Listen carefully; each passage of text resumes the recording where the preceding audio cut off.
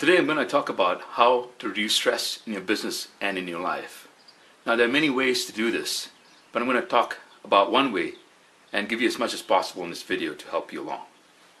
One of the most important things to understand about yourself is how the brain affects everything that's going on for you in your business and in your life.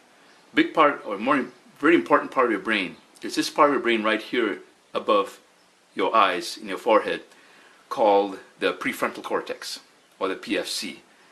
This part of the brain is very, very inefficient, requires a lot of work, or a lot of energy rather, to operate on a day-to-day basis. The brain itself uses about 20% of your caloric input. But this part of the brain is very inefficient and ineffective in two ways. One is it's energy inefficient. It takes up a lot of energy to just do some of the simple basic things that you do on a day-to-day basis. And the prefrontal cortex is used for most of day-to-day tasks and projects, particularly in understanding, stopping thoughts, switching from one task to another. It's a lot of work that happens in the prefrontal cortex. Secondly, it has a low amount of memory. So sometimes it's called or referred to as the 10-cent computer.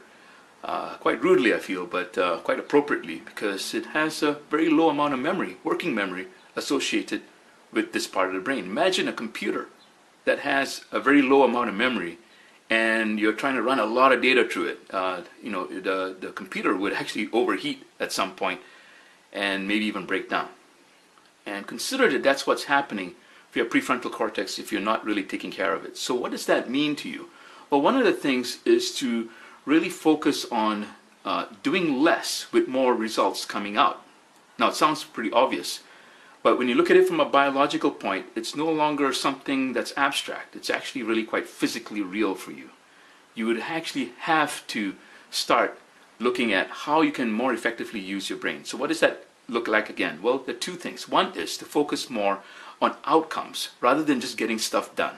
Most people focus on just trying to get stuff done without looking at the outcomes at the end of it. Do the outcomes make sense in your short-term to long-term goals or not? Are they adding up to something?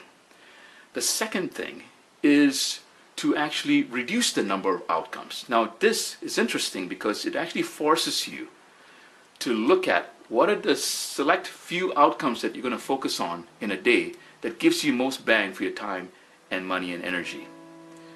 I look forward to sharing more information with you.